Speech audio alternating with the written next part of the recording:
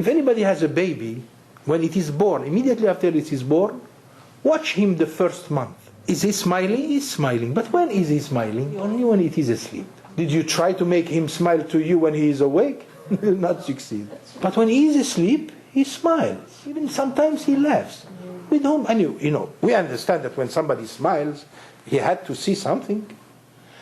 What do we smile about? When we see people, we smile, we laugh, right?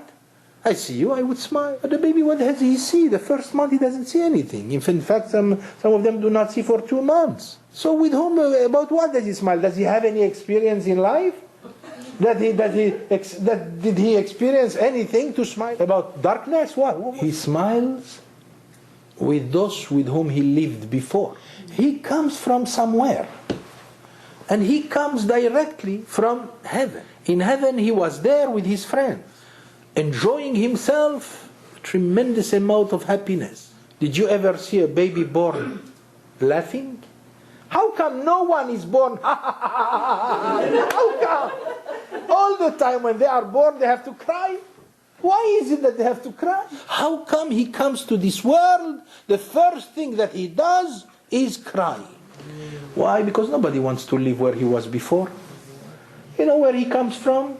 He comes from palaces, from the most beautiful place that you could never imagine with your right eyes.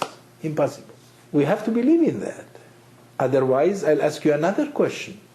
With whom is he smiling when he smiles? How come he doesn't smile to his parents? You know when he starts smiling to his parents? After he sees them. And why is it that it takes long until he starts smiling to them? And why is it that it takes long until he can see? People have a neshama. And this neshama is alive. And he remembers all this time. Because if he would come here and he would forget immediately everything, he would die. So Hashem does it gradually. First he blocks his eyes, that there should be no interference. Let him attach himself and connect himself yet with the past. Little by little they will fade. The shapes of those people, of those marvelous things, they will fade away. Little by little they will forget about them. When he forgets completely about them, that's when he opens his eyes and he sees his parents and he smiles to them. The truth that he was much smarter before. When we go to Masechet, the Gemara in Masechet Nida on page 30. And there it says, what's happening in the womb of the mother when she is pregnant? What happens there? You know, the Gemara tells us, and again I'm not telling you my own inventions, check me on that by going to Masechet Nida on page 30. And there you will find that when the woman is pregnant, there is a child inside. And the child has a candle on his head. What does it mean? Don't ask me. You know, the Torah has to use terms that are rather poetical more than realistic. He has a candle over his head through which he can see till the end of the world. But I want you to know the child is inside the womb in a different life. Watch. There is a life before that is eternal. There is a life of 9 months. And there is a life of 70 to 100 years in this world. The greatest one is the one before. Then comes in between that is better than this world according to the understanding of our sages. The baby, when he is in the womb of his mother, he lives a beautiful life. He is provided with everything that he needs. And he doesn't need air. He breathes from what his mother breathes. And he eats from whatever she eats. And it's just amazing. And our sages on the top of it, they told us that he studies Torah, the whole Torah, inside the womb of a mother. Now you can tell me that I am just fantasizing here.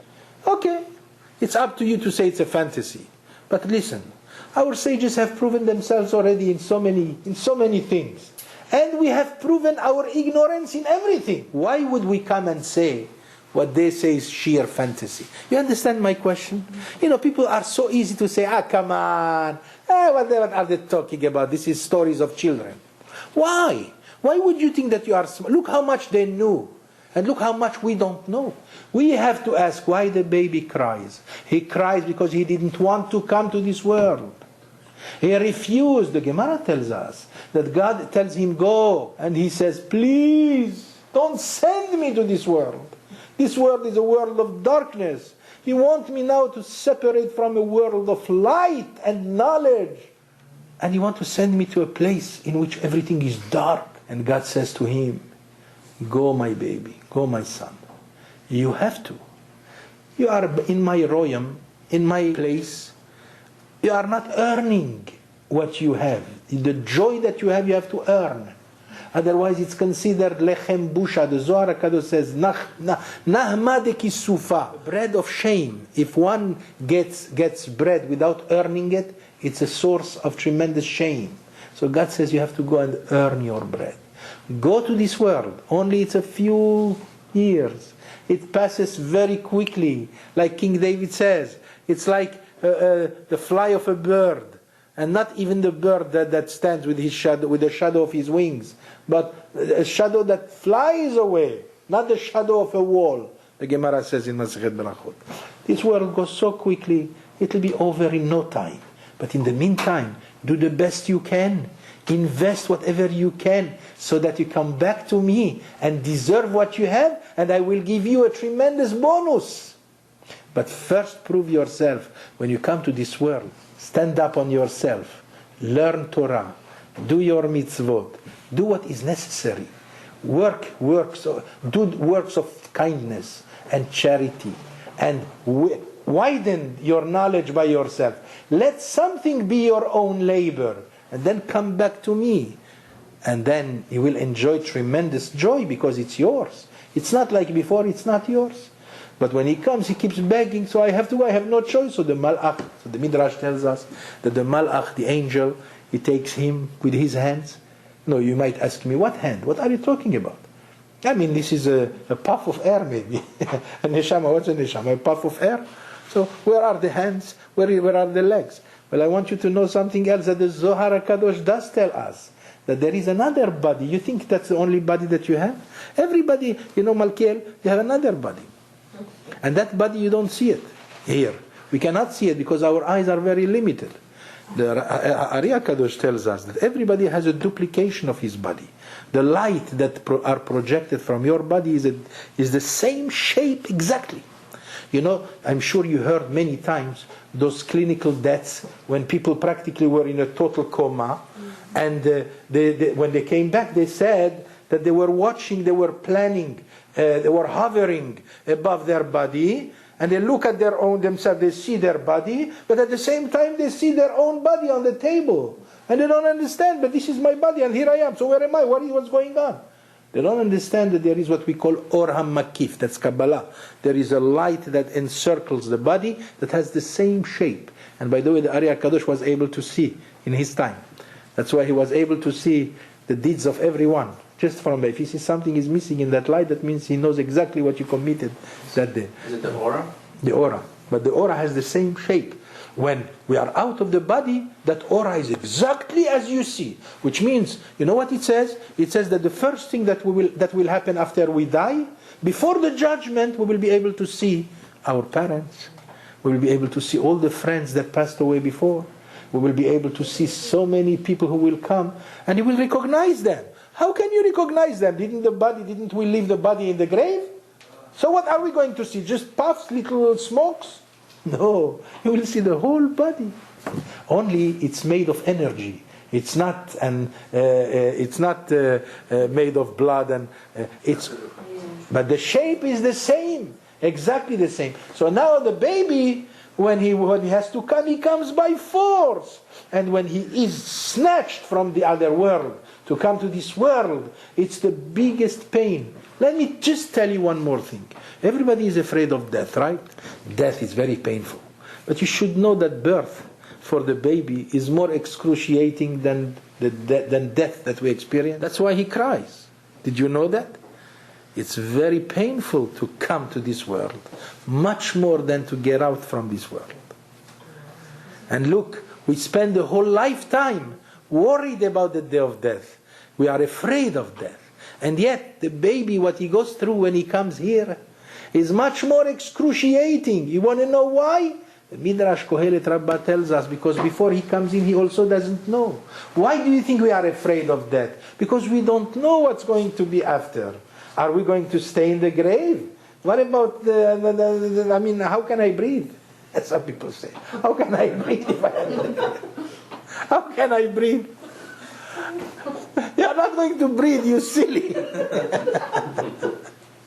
So he says, so where am I going to stay? So see, the lack of knowledge is the source of our fears. But the baby before it is born has the same problem. The neshama before it is born. And when he goes to the womb of the mother, it's already a big consolation for him. But when he goes to this world, after he spent 9 months in the womb of his mother, at that time, he doesn't know what's going to be, where he is going to plunge. For him, it's like plunging into what? And then when he comes in, he is in the air, and he breathes like everybody else. But the first reaction for him is to cry, because it was very, very horribly painful for him to come in. So you see, that's why when you see the baby smiling, you should say, is he smiling at home? Oh my God. This is the proof that there is somebody there, that there was something there. Otherwise, why would he smile? We know according to our own experience that nobody, even the crazy guy, doesn't smile for nothing. It's because he saw something. So the baby smiles. Not to us, to them. Amazing. So that's only one drop in the ocean of what yet there is to learn. Baruch Hashem, we have been furnished with so many informations. All we need is to learn. All we need is to study. And even if we study and learn, we are not going to even achieve 1 per billion of the information that there is there. But in heaven, that's the place where our informations will be completed. That's where our knowledge will be completed. Our sages said, what is the occupation of the tzaddikim in Gan Eden, in paradise? Tzaddikim yoshvim va'aterotehem berashehem v'nehenim miziv hashchina. The tzaddikim, which means anyone who was meritorious to be in paradise, he sits all day long and forever and ever, and they look only at one thing, the divine presence, the beauty, the clarity of the divine presence. So some people ask the question, what do you mean? You mean forever and ever I'm going to see the same thing? That's boring. No? I mean, imagine somebody put one picture before him and said, spend all your lifetime, look at this picture, he'll go nuts, right? So what do you mean? Ziv Hashchina. Our sages explain Ziv Hashchina, the glory of the divine presence is knowledge. Knowledge is the greatest happiness there is. It is an adventure that does not end. It is one excitement after another, without end. I know I might be disappointing someone here. That's all there is there? I mean, you mean to tell me that I will not be able to watch my television no more, my beautiful shows? Where am I going to watch my baseball game? And so forth. There you will be so occupied with if you are meritorious, to be looking at the Ziv Hashchina, the beauty of the divine presence, which means the knowledge that has no end. All the secrets will be revealed to us. Everything. At the same time, believe me, there will be so many things that are exciting that who am I to even tell you even a scratch of that. But one thing is sure, that not everybody can merit all this. There are stages. And the stages is one of them is to go to space also. It's possible that to go to visit in Mars and all this is part of the judgment before we go to the final place, which is the eternal place of those who merit to be in paradise with Hashem, with the presence of God Himself. So God bless you, and may we explore more and more the wisdom of our Torah and the information that is given to us in tremendous abundance.